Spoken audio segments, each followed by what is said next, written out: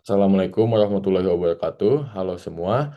Perkenalkan, nama saya Muhammad Azin Dwiraka dengan NIM 115.24054 dari jurusan Rekayasa Kehutanan Fakultas SITHR.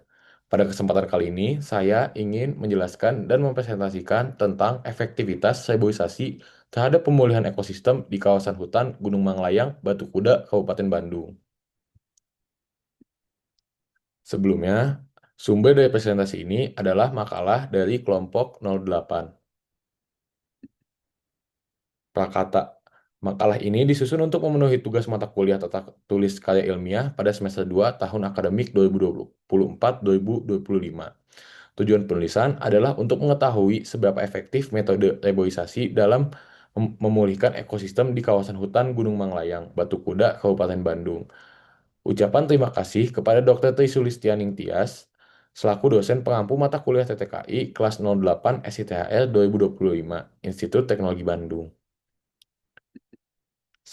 Untuk rumusan masalah dan tujuan, kami menyusun pertanyaan penelitian yang menjadi dasar kajian ini, mulai dari kondisi ekosistem saat ini, pendekatan reboisasi yang dilakukan, kontribusi reboisasi terhadap ekosistem, dan faktor pendukung dan juga penghambat. Tujuannya adalah untuk mengevaluasi dampak reboisasi dan memberikan saran perbaikan.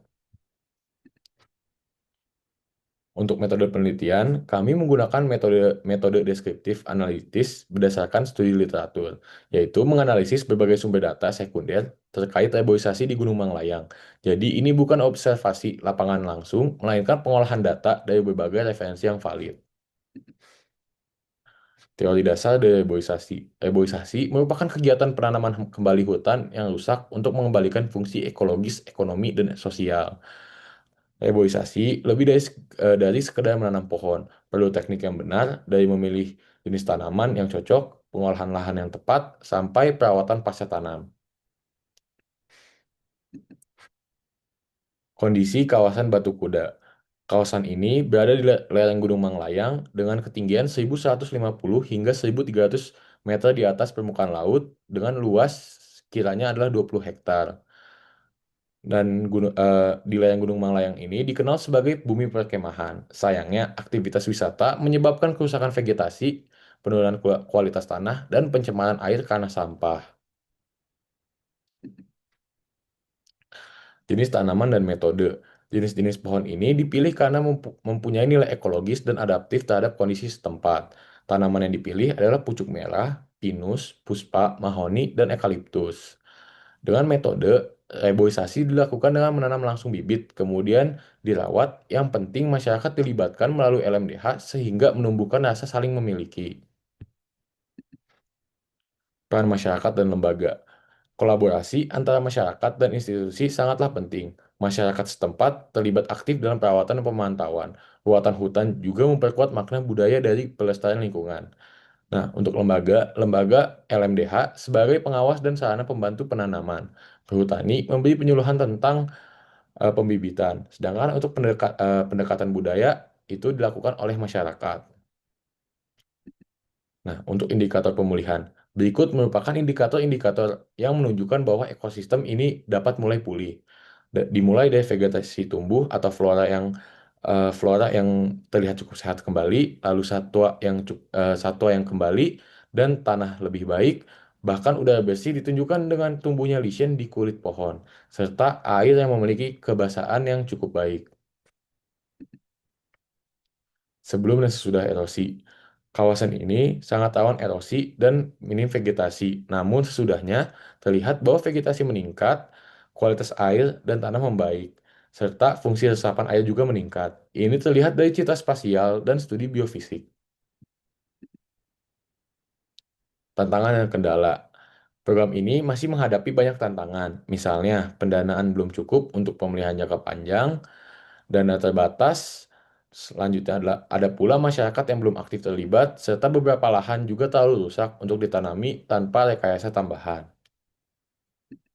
Kesimpulannya adalah reboisasi efektif memulihkan fungsi ekologis di Batu Kuda. Karena reboisasi terbukti berhasil mengatasi kerusakan ekosistem yang terjadi akibat tekanan wisata dengan memperbaiki tutupan lahan dan kondisi lingkungan secara keseluruhan. Sedangkan selanjutnya adalah kolaborasi antara perhutani, LMDH, dan masyarakat berperan penting. Keberhasilan program sangat dipengaruhi oleh kerjasama antara lembaga resmi dan masyarakat lokal, terutama dalam penanaman dan pemeliharaan tanaman. Vegetasi tanah dan air dan udara menunjukkan perbaikan signifikan. Hasil pemantauan menunjukkan peningkatan tutupan pohon, tanah lebih subur, aliran air lebih stabil, dan kualitas udara yang meningkat. Selanjutnya adalah ruatan hutan memperkuat komitmen pelestarian berbasis budaya. Tradisi lokal seperti ruatan bukan hanyalah simbolik, tapi efektif memperkuat keterikatan emosional warga terhadap hutan. Indikator ekologis, flora fauna meningkat, kualitas tanah dan udara membaik.